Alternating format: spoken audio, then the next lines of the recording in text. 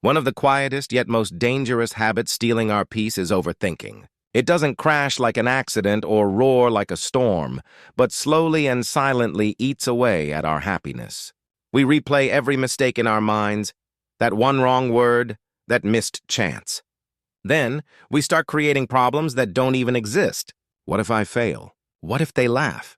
What if I'm just not enough? It feels like our mind becomes a prison, and the cruel twist? We're both the prisoner and the guard. These days, with constant pressure, competition, and chaos around us, overthinking has become so common that many don't even notice how deeply it's ruining their peace. Studies show it heightens anxiety, lowers focus, and even harms health. Yet nobody really talks about it. That's why today's story is for anyone who's ever felt trapped inside their thoughts.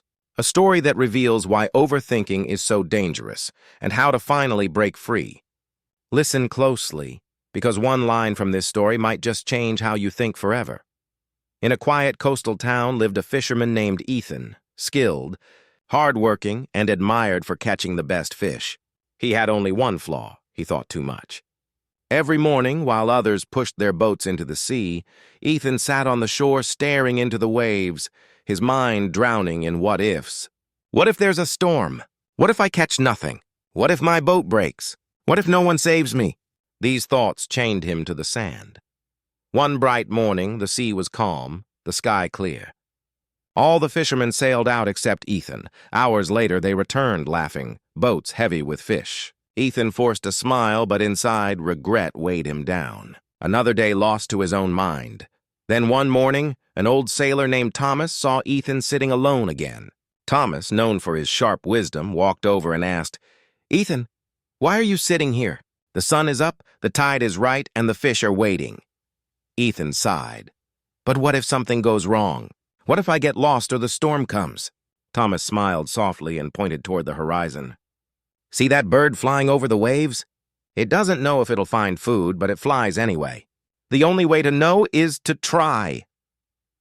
That moment struck something deep inside Ethan.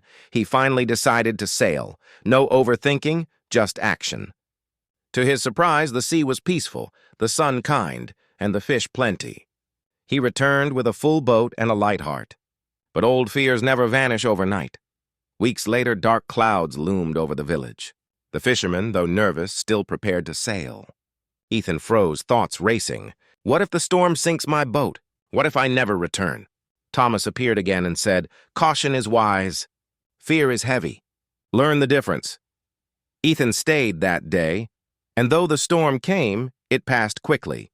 The others returned safely, and Ethan realized his fear had been far bigger than the danger itself. Months later came the town's grand festival, a reward for whoever caught the biggest fish. Ethan wanted to join, but that familiar whisper returned. What if I fail? What if they laugh? He almost gave up until Thomas placed a hand on his shoulder and said, "Ethan, fear of failure is the anchor that keeps many ships tied to the shore. Untie yourself." Encouraged, Ethan went. He battled rough waves, harsh winds, and long hours without a single catch. But in the final moment, you won't believe what happened. He caught the biggest fish of his life and won the festival. The cheers from the crowd didn't just echo in his ears. They quieted the noise in his head, if only for a while. One evening, Thomas took Ethan to the cliff overlooking the sea. The setting sun painted the waves gold. Thomas said, "Ethan, your mind is like the sea. When the waves are wild, you can't see through. Calm it, and your path becomes clear." From that day, Ethan made a new habit. Before making any decision, he'd take a deep breath, count to 10, and ask, "Is this thought protecting me or stopping me?" Slowly, his life transformed.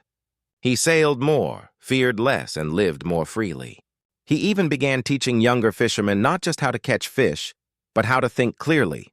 Overthinking is like sitting in a rocking chair. It keeps you moving but takes you nowhere. Most fears live only in our imagination. Life will never give perfect conditions. The sea will always have waves, the sky will always have clouds, and the future will always be uncertain. If you keep waiting for things to be safe, you'll miss the greatest catches of your life, so take the step. Trust yourself. You might discover the storm you feared was never in the sea. It was in your mind all along.